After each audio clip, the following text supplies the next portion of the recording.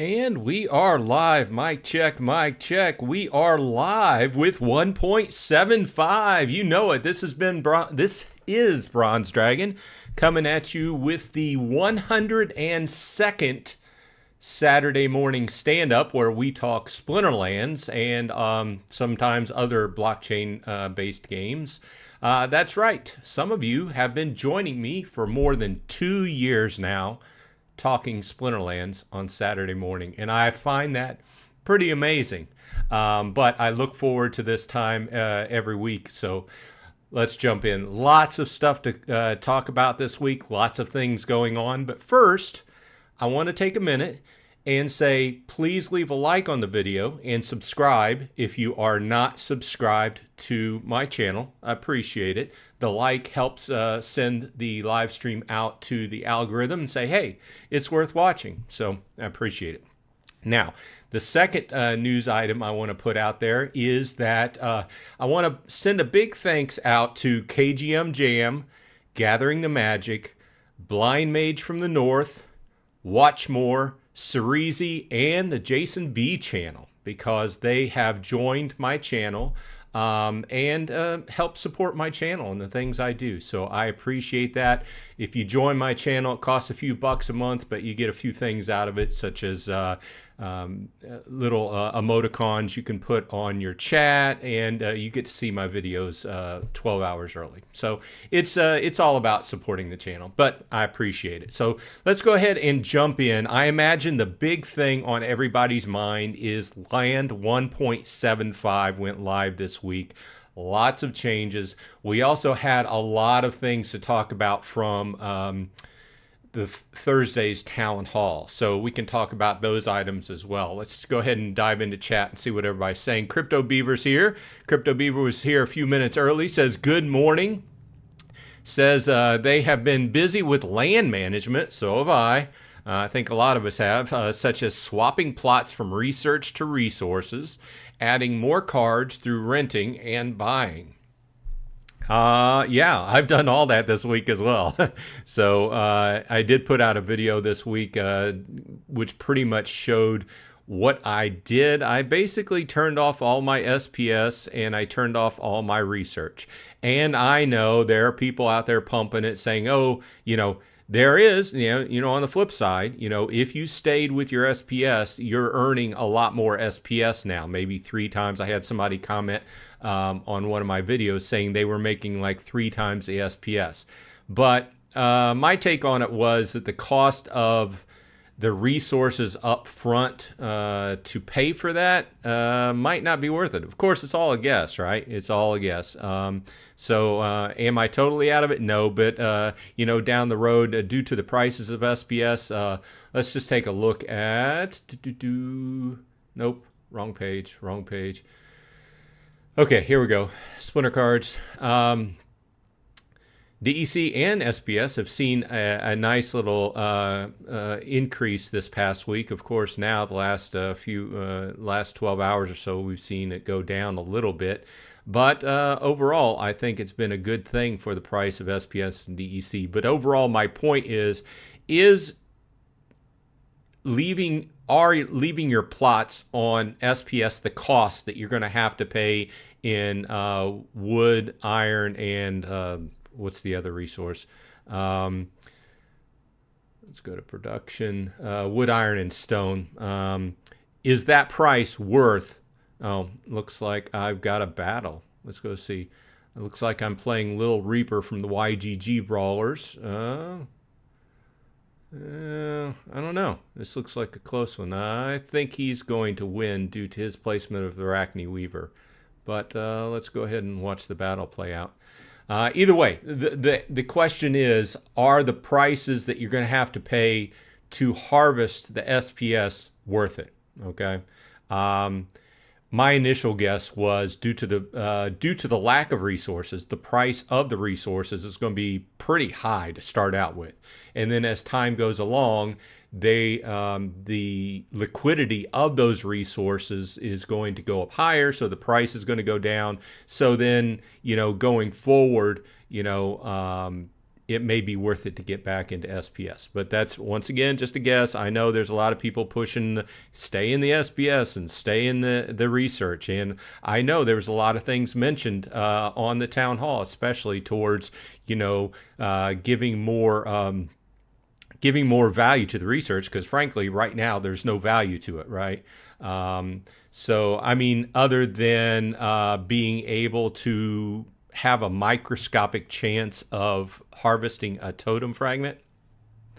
I mean, all this time we've been harvesting, and I got maybe half a dozen totem fragments overall, and I've done a ton of harvest, in the last 2 years or whatever, year and a half it's been. So I don't know what value there is, but they did talk about that in the town hall, obviously trying to give more value to the, to keep research up and everything until they finally get to the point in the game where, you can create something. So either way, let's go ahead and dive back in, see what people are saying. Let's see here. Gathering says, good morning, everyone. Made a video on my land strategy last night. Yeah, I watched it. I watched it this morning when I was doing my workout, my morning workout.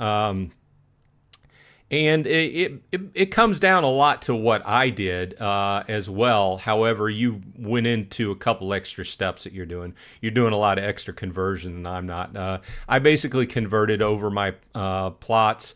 I've averaged everything out, so I am producing enough grain for all the rest of my plots to subsist and keep going. And then I'm going to start to slowly roll some of those extra resources into liquidity pool and see what they get me. But I did sell some grain up front. I sold about 3,000. I made about 3,000 DEC off of selling some grain up front. I didn't sell all my grain. I sold some. See, it looks like I died there.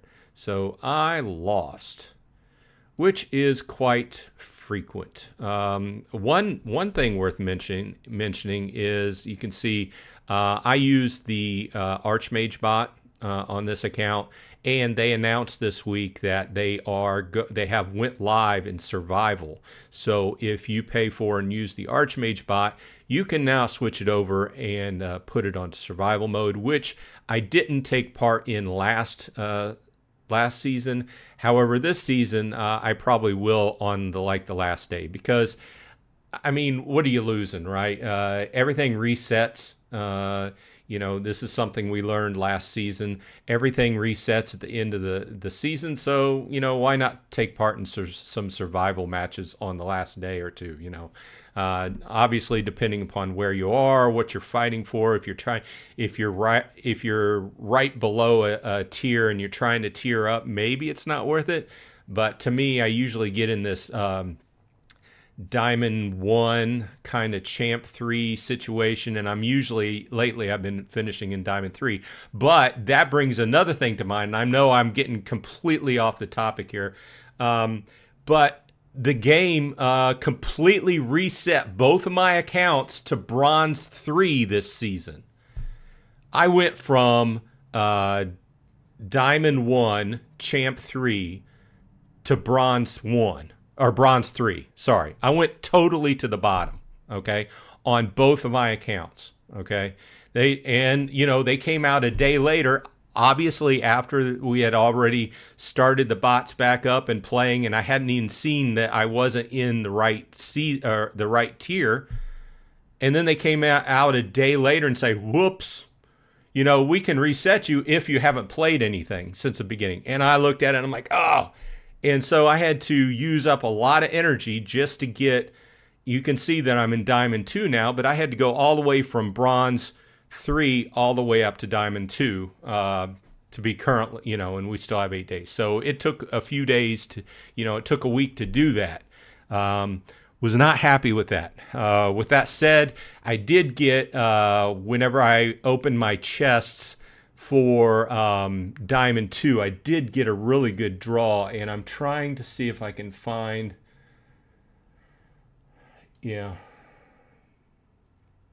I took a screenshot and I shared it in X, but here it is. This is the draw that I got whenever I went to Diamond 2, and you'll notice that this is the best draw that I've had. Oh, you guys, yeah, you can see it now. Okay, so this is the best draw I've had in a long time. Frankly, most of my tier move up chests are commons with some rares, and energies and a lot of potions, right? But in this draw, you'll notice that I got an epic, I got a rare, I got a 1 BCX of a Surly Drunk legendary, I got a 1 BCX of a Warborn Chieftain legendary, and I got a 2 BCX of an Endless Gibbon legendary. So this was a awesome Diamond 2 chess set. I just wanted to share that.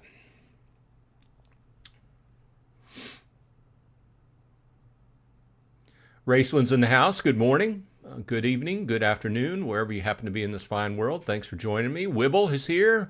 Good afternoon, everyone. Hey, Wibble, I took your advice and I went and I sold some grain immediately after I saw your reply. I had left in one of my videos this week, I had talked about what I was doing with land, and he or she had left a reply in the comments that said that they were interested in the liquidity pools, but the prices on selling grain were just too good to pass up. So after that, I went and I sold some grain, and yeah, it's right. The price of grain has went up, So I'm glad I'm leveled out on that as far as. We've been talking about this. Both Gathering and I have done videos kind of with the same mindset where I know I wanted to be kind of, not, I hate that term self-sufficient, right? Because the whole game, it's going to keep modifying so that it's almost going to be impossible to be self-sufficient. But I wanted to be as much as possible, right? So I'm pretty much there, except for in 133, I do have, I'm very close on my production. In other words, I produce a little bit over 1,000 grain per hour, and I need about 750 per hour. So it's very close when I do my claims. But with that said, I do have 3 plots here which are not fully staked out, and I've been working on the 2 grain plots to bring them up. The wood plot I got just because it was a good deal.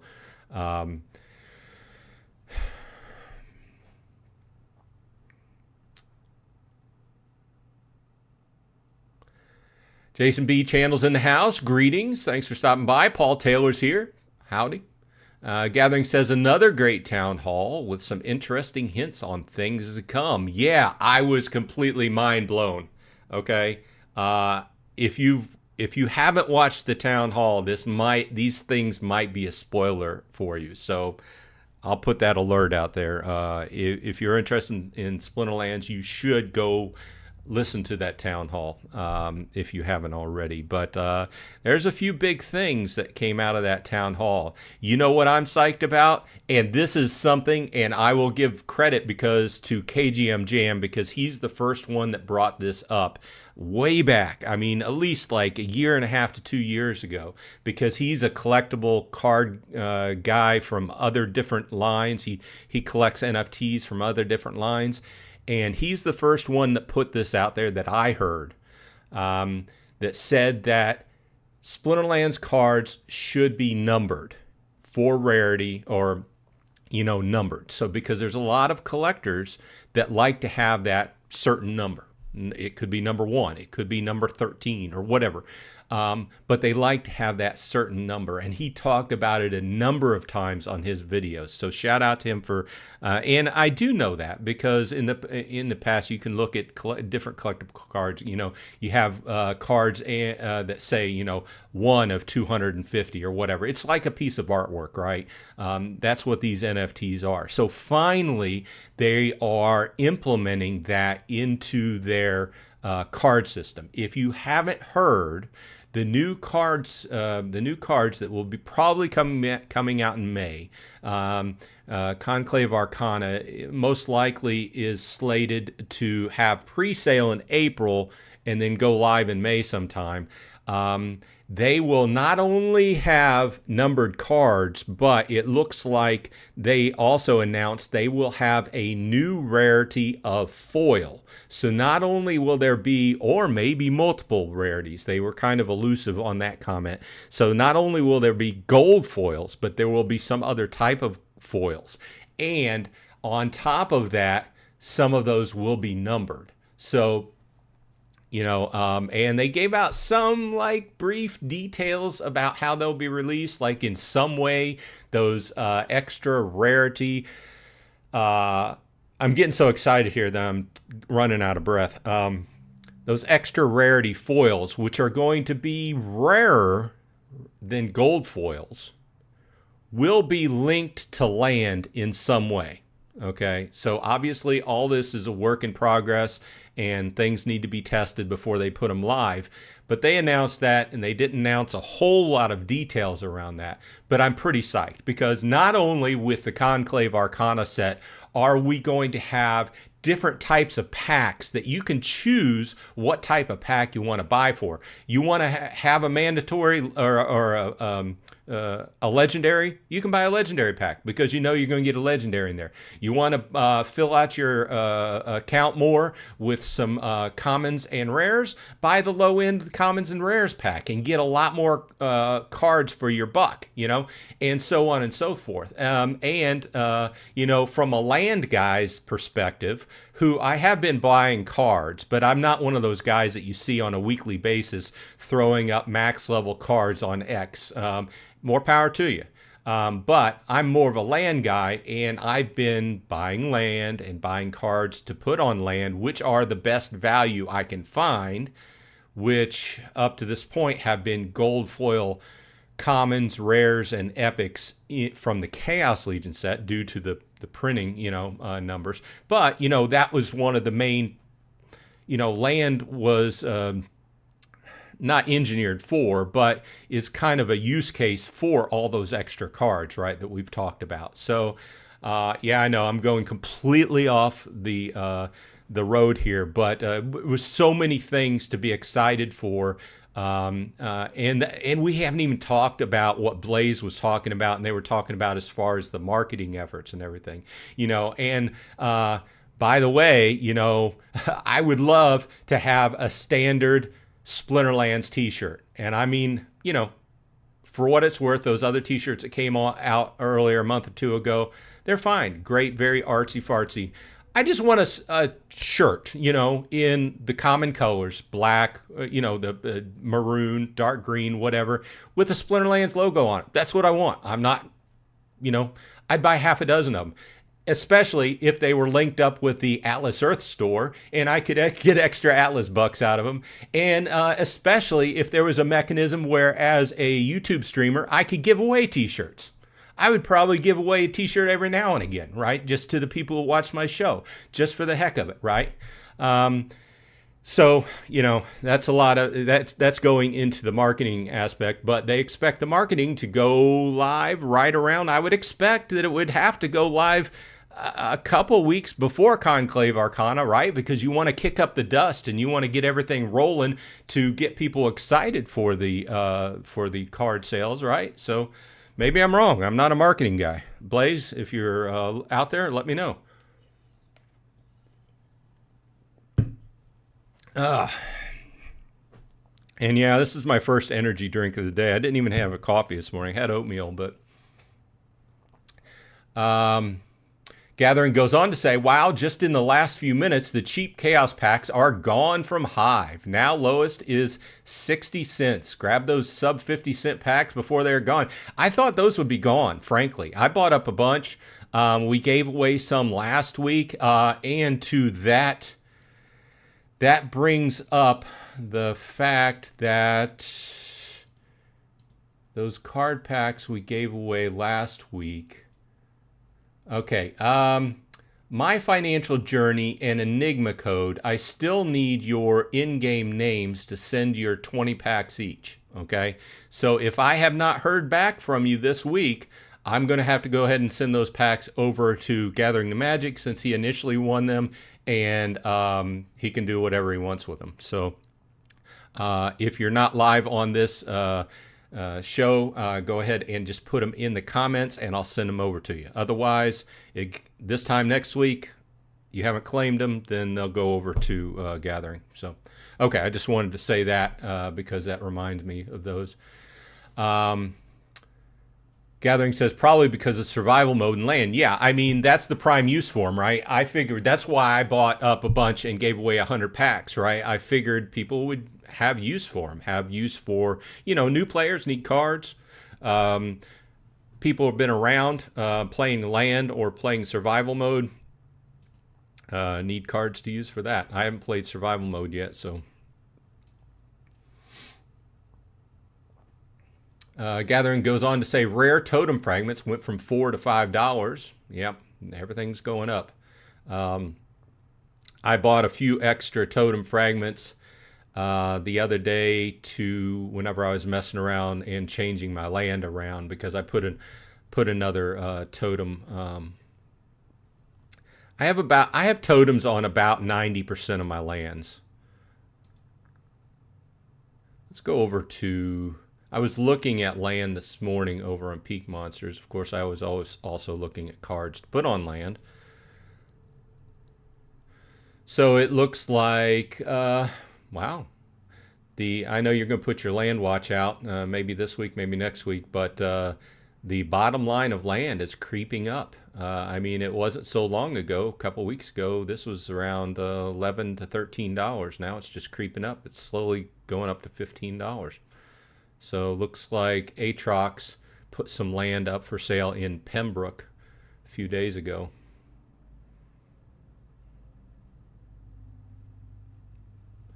Okay, back to the chat.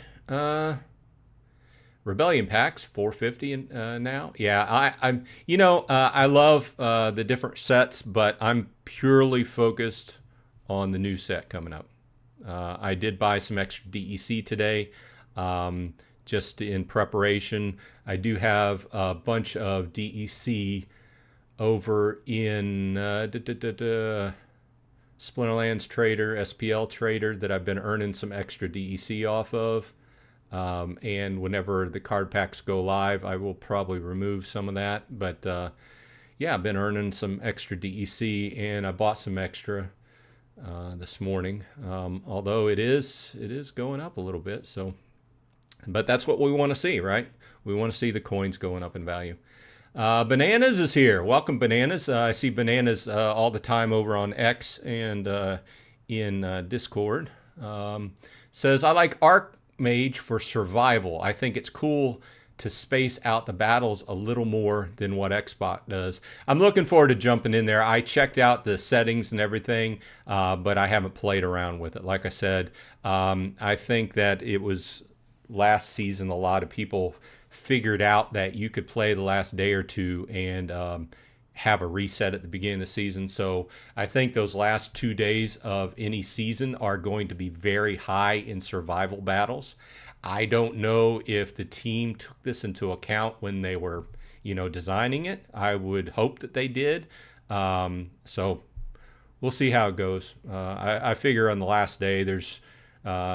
I've earned most of what I'm going to earn out of the season, so why not, burn off some cards and then have them reset. So we'll see how Archmage does. Generally speaking, a lot of people say that Xbot plays better than Archmage. I can't give you any numbers behind it, but we'll see. I do know that you had said in one of the chats a little while ago, either today or yesterday, that the same thing you just said there, that you said that maybe there's a little bit more granularity to the settings in Archmage than in Xbot. I do know that it took them quite a while to get it live, but hopefully it works good now. Ghostly BG is here. Welcome. Thanks for dropping by. I've got 10 plots. They're currently just sitting there. I just can't justify the 50,000 DEC stake to run them, especially now that CA is about to be launched. They are mostly common and a few rares. Yeah, I mean, I can understand that. I mean, I've brought mine up, and mine have largely been sitting there just mining and doing whatever they're doing the whole time, right? So, but it is a lot. It is a lot when you're just jumping in and thinking about bringing land online. It is a lot of DEC. Okay. So, like, I have 720,000 DEC staked just to run my land, right? So, everybody, one of the things we talk about a lot in these chats, talking about, and you think about when you're playing the game, and especially when you're new to the game, there's so many different things to do in the game. There's so many uses for money. There's so many uses for your paycheck. You can't cover them all unless you're one of the top whale guys. And I don't know how they do it. You know, maybe they're just independently rich and just have plenty of money to throw around. I have no idea. But I myself have chosen to, I do buy a few cards now and again, but I have chosen to put most of my money in land, especially about the time that at this whole, I don't want to get into the whole side argument of all these cards you buy eventually go into wild and they kind of lose value because you're earning less than you did. I don't want to get a whole into that argument, but it was about that time that I made that connection in my head, that I'm like, well, I'd prefer to play land. I started buying land early on, right? I didn't get one when they were fresh out of the gate, still kicking myself in the pants for not getting a $20 one, but I got one for $30. That was my first plot not too long after they sold out. And now they're even cheaper, right? So in my video this week, I did, a lot of my videos, I try to throw in some stuff for people who've been playing for a long time, and then also some stuff looking at it from the person's view of they just started the game. Because a lot of videos I watch for games fall into this subset of the guy gets on or the girl gets on and they're talking over the head of people who may be new to the game. They talk about a lot of stuff at 100 miles an hour, and the people that are new to the game are just completely lost watching that video. I try not to fall into that subset. So I kind of go in from that aspect of talking about, like this last video, I went in, I'm like, well, before we talk about what I did in land 1.75 changes, let's talk about, hey, if you're a new guy, how do you buy a plot of land? So but you're right, there are a lot of costs involved, and especially when you see plots like this that don't have any buildings on those you might say, oh, that's a decent price. Well, there are a lot of prices on top of that just to build that building out, get your DEC staked, buy your cards. There are a lot of prices on that. So I can definitely see your argument. But I'm in it to be in it. I'm in it for what it's worth. And I finally started selling off some grain this week. So we'll see how it goes.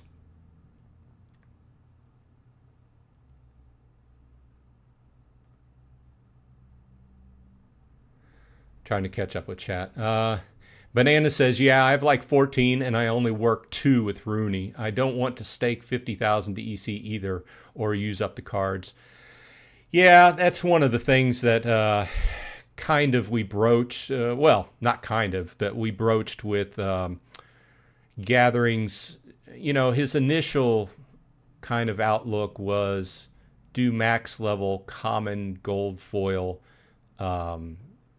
Chaos Legion cards and stake out your land, but then that equals 50,000 DEC stake. Well, he scaled back and he started going with the single BCX gold foil epics, which only take 1,000 per BCX. Obviously, you're talking about less, but as time goes along and you can combine those, then you end up with more production power.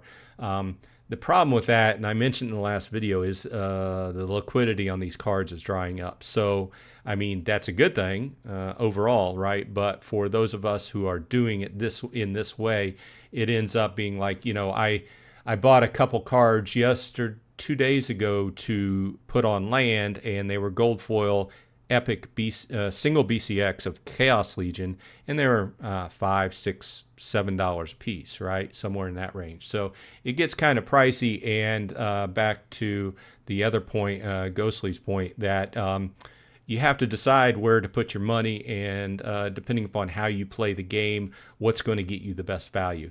Maybe you're just in it to play the card game. You're probably not interested in land, right? You're more interested in whatever the newest, hottest card is, right? That you need for the end game. That's unfortunately not me. Although I am really interested in the new set, I found out with playing Magic the Gathering in the past that staying up with Modern is a very costly endeavor, whatever card game you play. It's not just Splinterlands, right? Every card game, that's how they make their money, selling cards. So, but to stay in Modern, it's a costly endeavor. So that's why I am in land. Which, as far as I know, once I buy the cards and put them on there and stake everything out, I'm good to go. Of course, things change, right? Gathering says don't have to stake 50,000, just use lower level gold foil cards. Yeah, what we just talked about. Wilbur says my pronouns are he and we. Yeah, well, you know, I always defer to saying he, because the greatest majority of people that watch my videos are males. You know, you can see that in the YouTube algorithm. They've got a lot of details you can look at, and I think like 96% of people who watch my videos are males. But, you know, I like that, to leave that open. Gathering says the chase cards will blow people away. Can't wait to see everyone's reaction when the first ones are pulled. Yeah, I'm looking forward to the new set. They've got a lot of cool things cooked up. Oh, let's talk about this. Racial, what did they call it? Racial, I forget what, racial something or other. Anyway, the idea from I love this idea. I'm totally into this. Racial something or other. And it's something that's going to be cooked into the new set. And that was put out at the all, I want to say all hands, the Thursday meeting. Anyway, the town hall. There's this idea that when they'll have summoners, or what do they call them? They're not summoners anymore. Sorry. And they can be dwarf, they can be elf, they can be orc, and they will have special powers on them that allows that if you can, like say for instance, their main example was a dwarf, okay? And that dwarf can summon, even though it's from one splinter, you can summon dwarves from any splinter. Plus, those dwarves that you summon have a special power granted to them. So this is awesome. You know, those of us from back in the day with Magic the Gathering playing, and you like to have dwarf decks or you know, little weenie decks, you know, whatever it was, a theme deck. In other words, it had all elves in it or something like that. I love theme decks. They weren't necessarily always or hardly ever the strongest, but they were very fun to play, right? And that's what I love about this. So they're going to have several racial things going on, where the summoner, or whatever it's called now, Archon, I don't know. I guess I could do this. See, they even still call it summoners on the UI. Okay, so this is confusing. If they're going to change the name, they should change the name in everything. Let's go to the market. Still summoners, yeah. So anyway, yeah, I love that whole idea where you can have now on a card, it's going to tell you basically what the race is. So if it's a dwarf, it's going to say dwarf on there.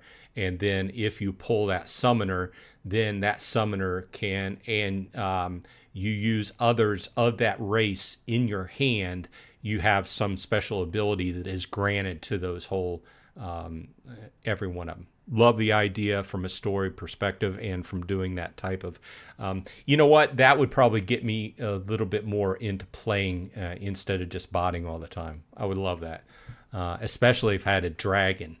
Man, pull out an all dragon hand.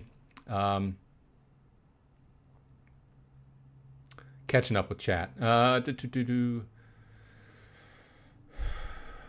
Gathering points out that they're taking a page from the sports card pack. Yeah, did you see that kid? I'm not into sports cards. A kid pulled a Major League Ball card this past week and sold it for $1.2 million. That kid, if they put that money to good use, is set. Ghostly says, maybe if I hadn't paid about $80 for each common plot in Gangland, I would also have the DEC for them. Nah, I still would have spent it on cards. He was selling commons for $80, man. Gathering says, that is why I said CA will sell out. Maybe the pre-sale might sell out. I think they're managing the hype pretty well, and I'm willing to bet that since we have we have a person that is in charge of advertising now, and we have another agency that is going to be working on advertising. I'm betting it kicks in a couple weeks before the set comes out. This is just a guess. I haven't heard anything. I'm not connected to the team. I'm just a guy that plays the game. But from a marketing perspective, I would want that to kick in a week or two before the whole, the whole whatever they're going to do. Put it out on X, put it out on Facebook, whatever other stratums that they put it out on. That would have to kick in a week or two before the set pre-sale, probably, I'm betting, to bring up the hype, right? It would not surprise me if the pre-sale sold out. So I'd have to take a look at the numbers. And I don't look at the numbers a whole lot.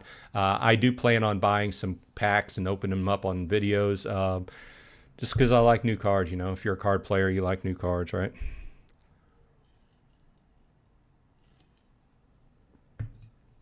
Okay, back to chat. Gathering says, I want an Arachne Weaver t-shirt. I'd buy one. For sure. Let's clear this. Rebellion, reward. And regular foil. And death.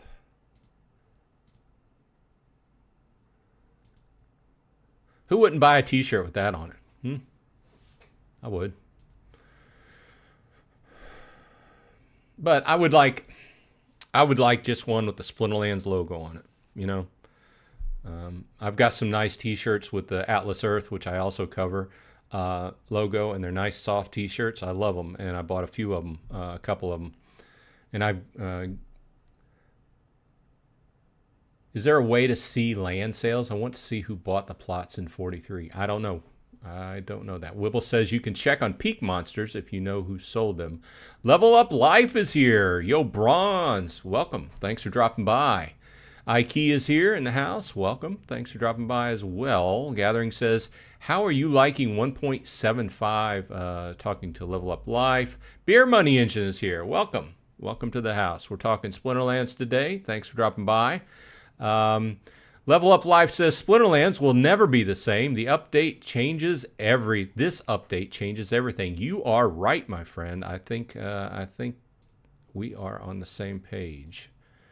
Let's go to production. I did a harvest last night, and I don't know if I intend on harvesting every night, but I think that if you are creating or harvesting some of the new materials, wood, stone, and iron, and you're going to throw them in liquidity pools, or you're going to sell them, I think it behooves you to do that like once a day until the prices settle down, because the prices are really out there. So like this is one region I have. I have 4 plots. I have 3 plots with grain. One, I went through this in the other video, but I'm doing pretty well. Like I'm harvesting 708 grain per hour and a little bit over 7 wood, and it only requires 312 grain per hour to keep that going. So eventually, you mount up a little bit of grain, and I've got 409,000 going there, and I can sell it off over time. Same thing with this. I do need to figure out, I think I need to look at my totems, right? Because I need to reorganize my totems so that they're best used. I have mostly common totems, but I do have some rare totems. And I think that's my next thing I need to look at to make sure that they're, because I do have one epic land in Tostrington 114, and it's producing iron now, and I have a 50% boost on that. So that's nice. Hopefully iron stays at a good value. But I need to make sure my totems, because totems are quickly going up in price. And I'm not trying to do FOMO or anything. This is something that I've talked about on all my land videos. I've always said that you would at least want to have a common totem on each plot, right? Just from a money perspective, right up front, the prices of totems have just went up, just started to go up. And the fact that now to even get a chance at getting a totem fragment, we know that you have to be doing research, which a lot of people have just now turned off, or have a castle or keep. And even a castle or keep, you're only going to harvest so much, and then you have a certain percentage chance, a very microscopic chance of getting a totem fragment. As far as I know, there's just a set percentage of getting a totem fragment. It's very small, right? It's not like SPS where there's a pool, and a lot of people have decided to leave that pool, so that the people that decided to stay in that pool and pay the extra resources to keep mining SPS are getting a larger portion. It's, as far as I know, the totem fragments are not like that. The totem fragments are just a certain percentage you get on each roll. So, yeah. But they talked about that a lot on the town hall. One of their main jobs here pretty soon is going to be trying to give more value to the research. More things to do with it, so people will start researching again, right? So, Gathering the Magic agrees. Level Up Life says, I am land only player, so it's game on for me. Nice. That must mean that, it was just status quo for a long time. It was almost set it and forget it. In fact, there was some weeks, I'll admit that there were some weeks that I just went 7-8 days before I forgot to claim, on my land, So, but now we're going to have to pay much more attention on a daily or every other day basis. And I like the idea Matt had, that he said it doesn't make sense to wait until you harvest to have to pay. I don't know. I guess either way will work. It doesn't make sense to have to hold off harvesting because you don't have enough resources. In other words, his idea was you pay a certain amount of resources, and then you go your time and you harvest. So I don't know. We'll keep an eye out for it. That's not going live right now, but look for that in the not too distant future, because I imagine it's not a hard change to make. But I don't know. I'm not a coder on the back end. Beer Money Engine says, yeah, mine is also high. My audience is 92% male. If y'all are not familiar, Beer Money Engine has a great channel over there, and I have met him through starting to cover Atlas Earth, and he covers a lot. It's actually a group of them that cover a lot of play-to-earn games on mobile and such. So that's who he is. So if you're interested in play-to-earn, check out the Beer Money Engine channel. Gathering says racial dominion. You are right. I like that idea. In fact, I like the fact that we know the rarity of summoners in the new set will be rare and 4 mana. Yeah, I mean, I would expect that a set would have to have a set of rare summoners. But I'm enthused about the racial dominion idea. I like what that can bring because I was one of those guys that played theme decks. You know, if you saw one fairy come out of my deck, you'd know, oh, this is going to be a fairy deck.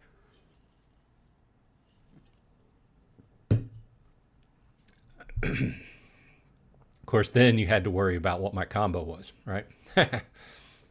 But once you usually saw first couple cards, you knew what you were facing if you were a serious player. Gathering goes on to say, looks like one stat ability plus one shield, melee, etc., and racial stat. Yeah, I like the whole idea. You know, are those summoners going to be the most powerful? No, but they're not meant to be the most powerful. They're meant to be good, standard, across the board use summoners for most people to have. In fact, most people playing the game are going to want a set of rare summoners.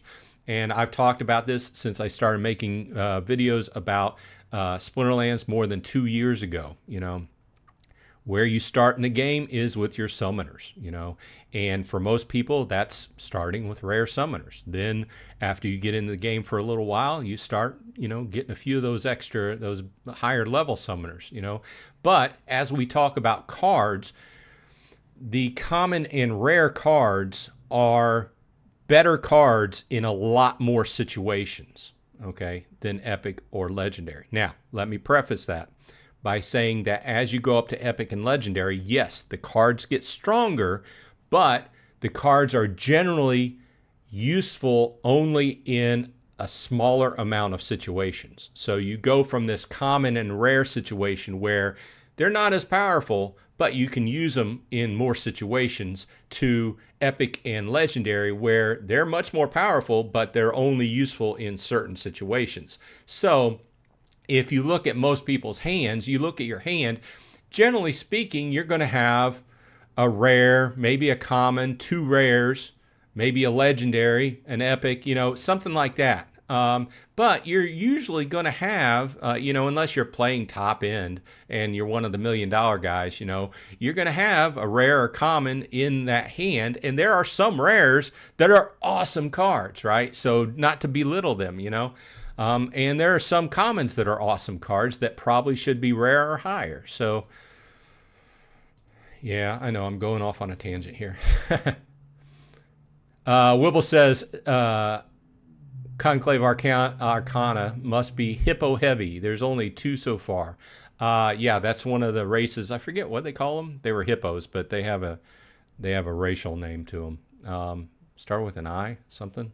I like the dwarves though. But I think that it's going to be a situation that if you play this game, you're going to have all of them. But yeah, it wouldn't surprise me if what happens with Conclave Arcana is that the rare summoners, you know, you have your races, you know, dwarf, elf, orc, the hippo, and one other.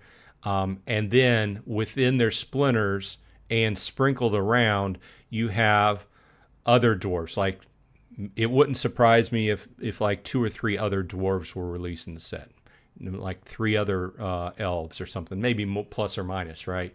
And then you would have to look back through the history of other cards that, especially if you were playing in, you know, and wanted to take advantage of that in Wild, there's a lot of situations where, you know, whenever I was watching that video, I went back just kind of the idea hit me. Well, let's look at the market. I just wanted to see what other dwarven cards there were, right?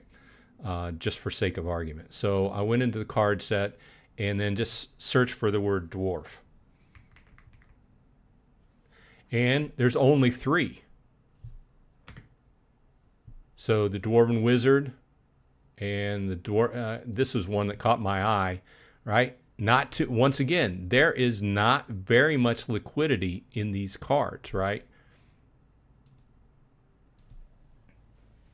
Sorry, I keep redoing this. I don't know a better way of doing that. Of course, you have the Exploding Dwarf, and the Exploding Dwarf's always very popular. Still not too pricey. You can get a max level, $45. Max level exploding dwarf is $45. He gets that extra damage. That's pretty mean. You know, he's only got 1 health, but he's 6 speed, 6 damage. Either way, the whole idea was if you're going to play these in wild, look back and say, well, what other dwarves, what other elves, whatever orcs are available to play with that new card. Of course, if you're playing in modern, you're just going to have to limit yourself to the newest stuff. But I like the idea. And in fact, that idea might pull me into playing the game more, actively, right? You might see Bronze Dragon bringing his dwarf. I would love to have a dragon. Usually the dragon summoners are not rares though. So usually you'll have your regular splinters without neutral as the rares. Am I wrong there? Let's look at summoners and let's look at rares. Can we bring up dragons? There are some dragon rares. The newest one is going to be Helios Matriarch. These others are older. So I'm wrong a little bit. I'm not completely wrong, but so the Helios Matriarch is a reward though, and it is not in a standard set. So I'm kind of right. Okay, let's see here. 1221, let's see.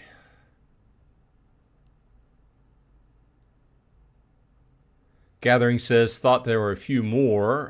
Beer Money Engine says, I bought a red and green Cash on the Side shirt last week. Nice. I had the regular one. I don't have the one that's, it just has the regular icon and then on the sleeve, and I have it in 2 colors. I like the cloth of it. It's a nice feeling t-shirt. Bon Galaban's in the house. Welcome, Bon. Thanks for dropping by. Been watching your videos now and again. She has a sprinkling of different types of videos she does. She covers Splinterlands as well as what's going on in her life. So if you're interested in that, check out her channel.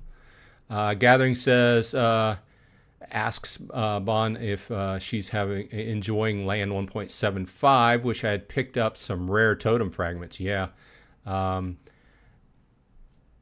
I have, this is just my inventory. So I have 3. I think I priced out completing enough. I think my next move is going to buy 5 more totem fragments. In case you didn't know, common totem fragments take 10 to make 1 totem, and rares take 8, and then 6 and 4. So I think my next move is going to be make a rare totem fragment. Or a rare totem out of the 3 fragments that I have, which would require buying 5. So, but yeah, the prices are going up, and the liquidity is going down. Prices going up, liquidity going down.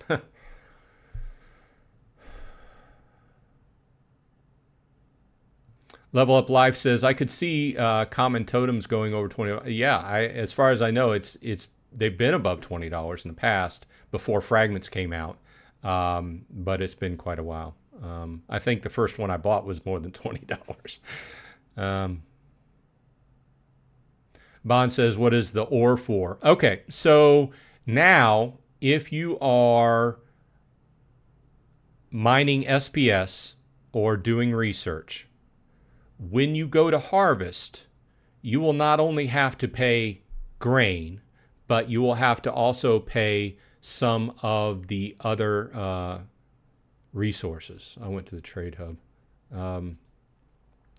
Yeah, if you're doing research or mining SPS now, when you go to collect, you will have to pay grain, and you also have to pay a certain amount of wood, stone, and iron.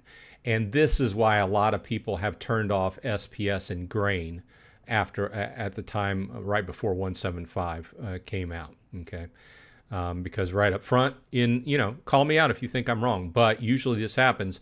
There's very low liquidity for these new materials right up front, so the prices are going to be higher, right?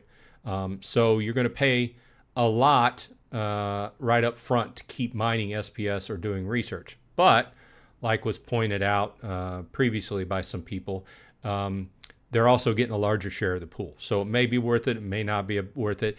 If you stayed with mining SPS, let me know after a week or two after you do the numbers if it was worth it or not. As far as research, currently, I don't think it's worth it because, like I said, the only thing you're retaining by doing research is still getting research points, which currently can't be used for anything. And you do maintain that ability to maybe get a totem fragment when you harvest, but it's very minute. So obviously that's something they're working on and prioritizing to give more value to research. But currently that's why I pulled everything off that. And I'm just doing a lot of grain harvesting as well as the other, like I said, in one I got 3 grain and 1 wood. In this one I've got 3 grain and iron in the wood, and in the area I have the most, I have 1, 2, 3, 4, 5, 6 grain, 2 wood, and 2 iron. Some of these are not fully staked out. Most of them are, but some of them aren't down here. So that's the scoop on that. Jason B Channel says, I bought rare plots for $24 before the update. Excuse me. That would be nice. I would like to find some for $24, especially if they had buildings on them. Because people think I'm harping, but it's a good cost, including building the buildings and the time crystals involved and everything. And if you can buy a land that already has buildings on them, you're skipping a lot of that cost. So if you're looking for new land, if you're looking at a land and it's only a few bucks more than the land doesn't have a building on it versus a land that does. And if the land that does has a building on it and it's only a few bucks more, it's still a better value.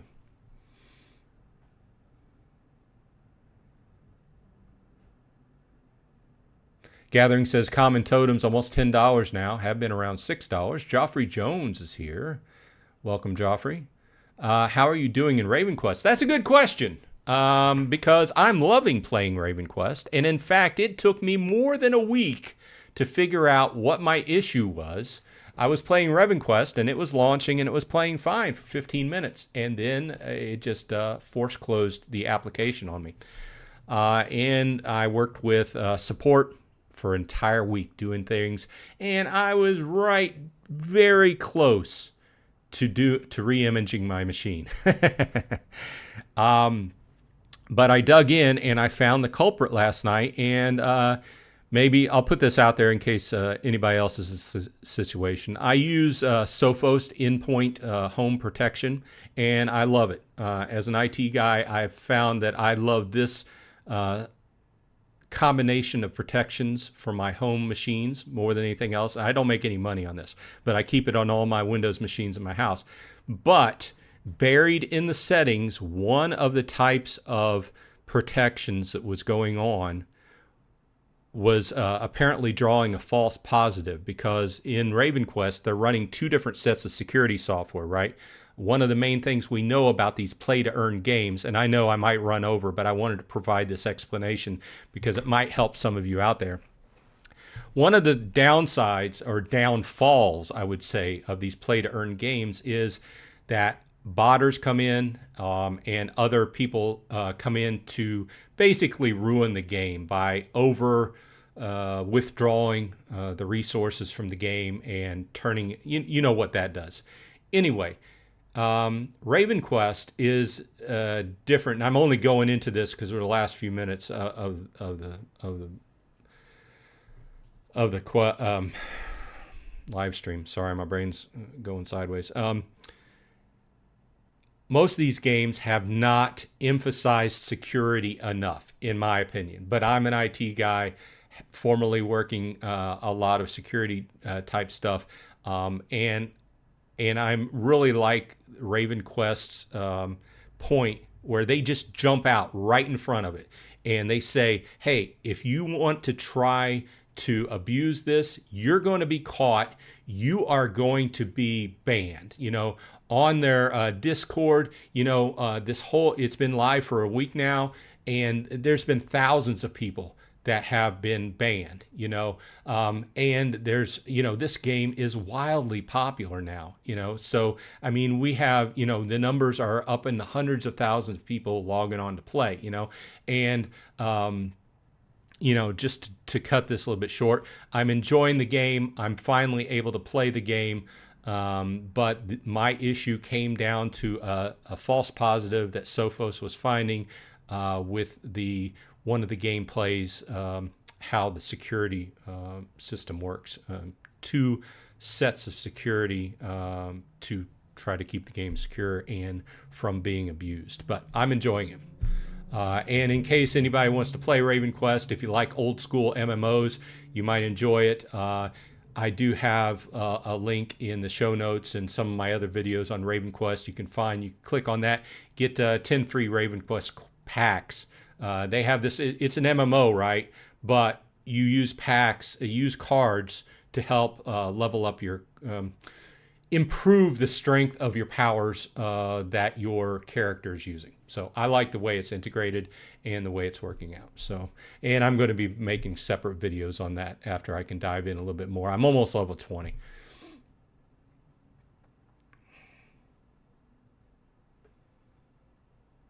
Arnie's in the house. Welcome. Thanks for dropping by. Yep, we're at the bottom of the hour, so I just want to say thanks for everybody dropping by. We talked a lot of Splinterlands here. I appreciate it. Please leave a like on the video, and if you continue to like this, we're here every Saturday at 11:30. Please subscribe to the channel so you can get a heads up when I drop new stuff. Other than that, I hope everyone on your side is happy and healthy, and hope that it goes well in your land preparation if you're playing the Splinterlands land game. If you have any questions about land, go ahead and leave them in the comments section of this live stream replay, and we can talk about it. If I get enough stuff, enough juicy details together, I put a video together and put it out. So either way, I hope everyone on your side is happy and healthy, and hey, I'll see you in the land within Splinterlands. Have a good week.